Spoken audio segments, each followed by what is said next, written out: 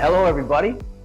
Welcome. Better Spaces is a health and happiness solution for today's hybrid workplace.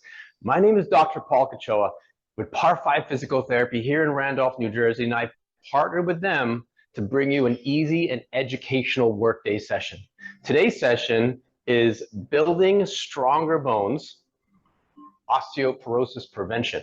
A little bit about me. I've been in the PT field for over 25 years. I got my doctorate from Mercy University in Dobbs Ferry, New York.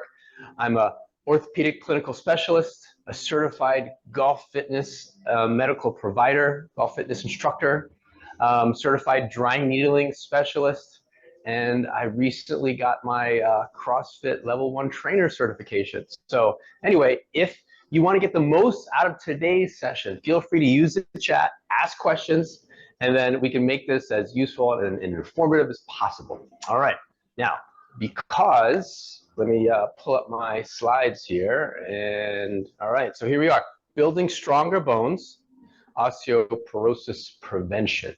All right, so because I am a medical professional, I have to put this disclaimer up, that if you're dealing with something specific, make sure that you get a thorough physical examination so that you can build a customized assessment and treatment plan to successfully treat all of the components that are the root cause of your specific dysfunction. The information that we're going to be going over today is useful, but it is aimed at a general population, all right? So broad population. So let's get started. Oh, that's another one. I put it in twice. All right, anyway, so when we do these stretches, we're gonna do some exercises today, we're gonna get moving. We wanna be gentle, cautious, and slow, all right? So we wanna be consistent with these exercises, so we wanna be able to do them frequently. So the best is to try and fit in these exercises and these little tips throughout your day, all right? So you don't need to set aside time to do exercise, although it's very good. But if you have workout snacks throughout the day, that's better than nothing, as long as you're consistent with them.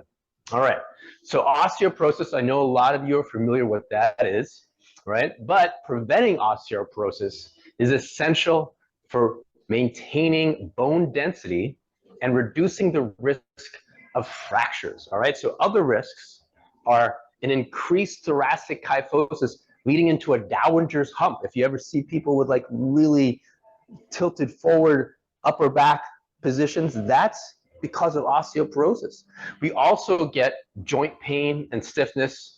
Osteoporosis is also related to osteoarthritis, which is a joint degeneration versus a bone degeneration. And we also get joint deformities in the hips, wrists, ankles, and we get instability in those joints and weakness. All right, so we want to avoid all of that stuff because really, if we get osteoporosis, it increases our risk for those fractures. And if we fall, the biggest thing is that that's also related to mortality. So those are things we want to watch out for. All right, so these are some functional movements that we want to maintain and also work into our exercise routine. We've got the squat, the gait, which is basically our ability to get from one place to another, our walking, our running, stairs, whatever. We have twisting, any type of rotary type of movements. We have pulling motions. Down at the bottom, we have a lunge, a pushing motion, and a hip hinge all the way to the left. So these are types of functional movements that we need to build into a good exercise routine if we want to try and prevent osteoporosis. So healthy joints contribute to enhanced mobility and reduce pain. So that enables individuals like you to engage in daily activities and maintain an optimal quality of life, right? So if you want to stay active as you age and not just be in a chair and watching your life go by or the world go by, we want to stay active and have good joint health. Now, if you've ever been to one of my talks, you've probably seen this slide. The body functions on this alternating pattern of stability and mobility. If this pattern is disrupted, then pain or injury is usually the result. Okay, I'll say it again. If you remember anything from today, remember this, that this alternating pattern is what we're looking for. I have had tons of patients come to me in the past where they report knee pain. and they've, for example, gone to a physical therapist or a chiropractor, they've gone through the medical system, seen the orthopedic, and then when they're done, they feel good, right? Either they have an injection or go to physical therapy and their knee feels good. But inevitably the pain comes back because the traditional medical model is all about addressing pain at a certain spot. But we're talking about function and movement, our ability to move and our ability to maintain independence as we age. So if we just focus on where the pain is, whether it be the knee or the hip or the back, we might be missing where the root cause is. For example, with this illustration here, the knee needs to be a stable segment. It's just a very simple joint. All it does is bend and straighten. We get knee pain oftentimes because of immobility in the hip or the ankle. If the joints above or below the segment that we're concerned with or have pain with, if they're not doing their role, then they turn into a stable segment. Like, for example, if people have really tight hips or an immobile hip, it becomes the hip now becomes a stable segment. And then your body, as you're moving through life and daily activities, needs to make up and compensate for that loss of mobility in that segment that's supposed to be mobile. So it makes the knee, the next segment down, unstable or a more mobile segment. And it could also do that for the back upstream. So all of this connected, this alternating pattern here is very important. So if you go to a chiropractor, physical therapist, athletic trainer, orthopedic, whoever you see, keep this in mind when they do the assessment and develop a treatment plan. Because if you're not addressing all of these things, then you'll feel good, but the pain often comes back. All right? So let's talk about joint preservation. All right, how do we do that? We do it through exercise, strength training, joint mobilization techniques. Those are exercises that you can do at home also. We want to make sure that the exercises may be low impact. Exercise should not be painful, all right? We should be able to scale and modify exercises that enhance joint strength or joint integrity or durability without causing pain. All right. Another thing that we can do to preserve our joints is weight management through a balanced diet, proper hydration, and proper body mechanics as well, because we want to reduce the strain on joints as we move. So if we move incorrectly because of that issue that I just showed you about, that alternating pattern of stability and mobility, your body knows movement, it doesn't know muscle. So when you go to accomplish a task, it will use any strong muscle to do it and then kind of compensate and work around weaker ones. And then so over time, you develop these movement dysfunctions that may create more and more stress on joints and break them down over time, okay? Our body also adapts to the positions and postures we put it in throughout the day. So if we're sitting and we're hunched over for prolonged periods of time, or sitting on the couch with our back rounded, our body's just going to adapt to that, and then that's what happens when we stand up. We just stay rounded. If we want to be straight, we have to maintain a good posture and change the variability of our positions that we're in throughout the day. All right. So a couple things that we're going to talk about. We're going to talk about weight-bearing exercises and body mechanics. I recently had a client come in the other day, and she's dealing with osteoporosis, weakening of the bones. And she says that she goes to the gym, she does yoga. I mean, that's great. You're ahead of the curve for most, compared to most sedentary individuals. But the one thing is that she told me is that she goes to the gym and she does these machines, these weight machines. And her favorite one is the leg extension machine or the knee extension machine to make her knees, which was her pain point, make her knees stronger. So she would sit in the machine, put in her ankles into the machine, the pads, and she would just straighten out the knees and bend, straighten out the knees. And the weight stack would be right there. And every time that she'd kick out, the weight would go up. And then every time she'd bring her legs back, the weight would go down. So these knee extension machines. So you thought that it would be useful because it would be, she'd feel it in her thighs and feel like it's actually making her knees stronger. But I told her that the biggest thing that we need to do when we're trying to preserve joint integrity, joint strength, or bone density is that the exercises need to be weight bearing, which means our bodies, like I said, adapts to the positions that we put it in or movements that we put it in. Now, a bone, think about like a long bone, like the femur, which is like a leg bone, right? It responds to stress and it gets dense or more fragile in response to the lack of stress or more stress. And the biggest way to create bone density is through axial loading, it's called, which means loading through the bone itself, like through it. Like if you were to take a rod and squeeze the bone, I've got this little stick here. I'll put this over here. So this is a stick. If the force of the weight is through the stick, like our bones, then that's what creates more strength in the bone. That leg machine example was basically a force that was going this way. And really, that doesn't change any bone density because it's not axial, it's not through the bone, right? So we want to work against gravity and not just use these exercises or machines that are not really functional. I'm going to bring this up again. The compound movements, these functional weight-bearing movements, and they target multiple muscle groups, all right? So the least beneficial types of exercises are ones that are non-weight-bearing and only move one joint at a time. For example, that leg extension machine, all right? So non-weight-bearing, single joint exercises that are more machine-type exercises, they're less beneficial than the most beneficial three movements that we're going to cover next, okay? And they're the squat, the deadlift, which is kind of like that hip hinge in the previous slide, and a carry. All right, so we're going to go over those things today. So let me just pull up my other camera here, and then we're going to get started. So this is the spot, this is the time that everybody gets up out of their seat so that we're going to go over these three things. All right, the first move is a squat.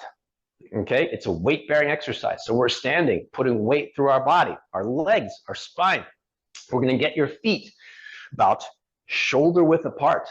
All right, with a slight turn out. Now, if I look at my feet down in this camera, they're turned out, but they're not like this. Okay, and we're not very, very wide. The wider our feet goes, you'll see in a moment, the more difficult it is to do this movement properly. So we're going to keep their feet about shoulder width apart with a slight turnout. We're going to put the hands out in front, maybe about head height. And then we're going to squat down, sending the hips down and back, making sure, this is key, that the heels remain flat. Okay, as I go down, I want the knees to track in the same direction that my feet are pointing. So if you're looking and doing this in a mirror and your feet are pointing in one direction and your knees start to move in another direction, that is no good. We want to maintain that outward or lined up position. That's how we preserve that joint. That mechanic is how we reduce the strain on the knee. I'm going to show you from the side view, feet shoulder width apart, hands a little bit high, about head height. We're going to send the hips down and back. That's the first move. Most times when I ask people to show me their squat, they'll basically do this. And then they'll go down, and then the heels come up and they're back. Oh, I got to keep my back straight. But this really wears out the knee joint because of all that stress on the knee. My heels are elevated. This is a very precarious, unstable position. It's easy for someone to push me over or for me to lose my balance. So what I want to do is keeping my hands up. That helps to keep my spine straight, and then send the hips back. And when I say spine straight, that does not mean vertical. Vertical would be here. And a lot of times people think, all right, I got to squat my back straight. Vertical, not vertical. It's basically sending the hips back. If you sit in a chair, imagine sitting in a chair, your spine, your head, your trunk leans forward. It is impossible for people to sit or get up out of a chair with a vertical spine. You can try it. Anyway, hands up, hips back, keeping the heels down, and we want to try and go through a full range of motion, extending the hips all the way up. Keeping my hands up here helps to maintain spine alignment. If I keep my hands down, what happens is I round out my back and I go forward too much. We want to keep that trunk a little bit more upright, straight, and sending the hips down and back. All right, so that's the squat. The deadlift, or the hip hinge, is a different movement pattern where the feet are a little bit more narrow, hip width, okay? And then we could send the hips down and back. We're just gonna keep the hands down, maybe in front of our thighs, and we're gonna send the hips back and down, and I hinge forward at the hip. My knees don't bend as much. Here it comes from the side view. Feet shoulder width apart. Again, spine stays stable. My midline stays stable. My hands on my thighs, slide the hands down. You can see when I touch my knees have not gone forward. This is a good point of performance here where the shin stays vertical. The shins don't go forward, all right? Oftentimes, this is the thing that most people do, the first move with a squat or a hip hinge. It's a hip hinge because we really want to stick your butt out as far as you can. But with the less knee bend, it becomes more of a hip dominant movement. And then here, this is where we can start to pick things up. We could also do the squat, which is another important exercise, with weight as well. So the deadlift we can do with weight as well. And I'll show you that in a moment. The third movement is a carry. And a carry is basically carrying weight from one end of or one location to another location. And what that does, and you do this functionally throughout the day, if you had to go get groceries in your car and bring them into the house, you have to do a carry. So there's points of performance for a carry as well. We want to maintain some good stability and core strength, engagement of the abdominals, and our shoulders are back and down, and then we're going to walk or carry with a weight. All right, so I've got my kettlebells here on the floor. You could use any weight, dumbbells if you have them, or even just like a gallon of milk or a gallon of water or a bag of rock salt. I know it's been icy here the past couple of days, and I've been hauling rock salt in and out of my house to make sure that we get rid of the ice around my property. So anyway, it doesn't matter what the weight is as long as you can handle it correctly and keep those points of performance that we did. All right, so here's an easy way to integrate the squat or integrate the weight with the squat. So with the squat that we had in the beginning, let me show you this again from maybe this 45-degree angle. We're gonna go hands up, about head height, feet shoulder width apart, sending the hips down and back, trying to keep the midline straight and the shoulders up like this. We're not rounding forward. Now the movement is gonna be the same thing, except now I'm gonna hold this weight a little bit higher on my chest. Okay, so I'm going to be here. The weight that you're going to be holding, the closer it is to your midline, to your center of gravity, the easier it is to lift. Imagine holding this out, that's much heavier than holding it in like this. So the points of performance stay the same. The feet shoulder width apart. Weight on the heels so that the feet stay flat. We send the hips down and back. I'm holding this weight out in front, close to my chest. I'm going to send my hips down and back, keeping my head up. And then I come out of that position, making sure I straighten my hips, straighten my knees, squeeze the glutes on the way up, and finish with a good glute squeeze at the top. So again, going down, nice and slow, knees track over the toes. They don't track inward, and then come up. From the front view, this is called a goblet squat. Holding the weight nice and high, feet shoulder width apart, hips go down and back, knees track over the toes, and then back up, okay, from the side. Here it is. Down and back, hips down and back, knees tracking over the toes, weight stays up, okay? So that's our squat. We're holding the weight out in front, and that could be, 5, 10 pounds. You start with what you can tolerate. Again, these exercises shouldn't be painful. You want to be able to do them within your tolerance, somewhere between 8 to 12 repetitions at a time. Once you get done, you're 8 to 12, depending upon what you can tolerate. You rest for about a minute and then do it again, somewhere between 3 and 4 sets, okay? The last set that you're doing with that weight, and you can adjust it as you go from set to set, you should be fatigued. You should be feeling like, oh yeah, that was difficult. I might be out of breath, right? But I could probably do maybe 1 or 2 more reps, but not another set of 8 to 12, all right? So you want to pick a weight that has some intensity so that we can challenge your body, challenge your muscles, challenge your movement, and create change in your joints and your bones. All right, that other movement was with the hip hinge. And just like with the squat, is a very knee dominant motion. My knees were bending a lot. The hip hinge is more hip dominant, or the deadlift is more hip dominant. And this is a movement that we use to pick stuff up off the floor, okay? So again, I set up the weight, I'll put it on the floor, close to my feet. Again, closer to my center of gravity, the more easier it is for my back, for my body to lift, versus out in front, I'm trying to lift farther away. So I stand really close, like right over top of it. Here's a side view here. I'm gonna send the hips back. And then I have the knees bend, but they don't come forward. My shins stay vertical as I really predominantly create this crease through my hip. My knees stay over my ankles, and I grasp the weight, and then I stand up, squeezing my hips, glutes forward, all right? So on the way down, hips go back, and then hips go forward. If we don't have a lot of range of motion, if you can't go to the floor, then certainly you could start from an elevated surface, whether it be a step, a stool, doesn't matter. It can be here, and then stand up, and then here, all right? And as you get stronger, we could start to go at a lower and lower surface, start from a box or a step or something lower, okay? Don't have to go to the floor the initial first time that you do this, all right? Now the carry, which is the third move, kind of blends with our deadlift, which is when we pick something up off the floor, okay? So I have two of these kettlebells. I'll put them right here, and I'll put them just outside my feet, okay? Let's move them over here so we're a little bit in midline with our camera. All right, so here I have my feet hip width apart. I have the weights just to the outside of my feet, and I'm gonna do that same move. Hip hinge, hips go back, shins stay vertical, knees over the ankles, and I'm gonna pick this up, squeeze my glutes to come up into the straight position, and then I'm gonna walk.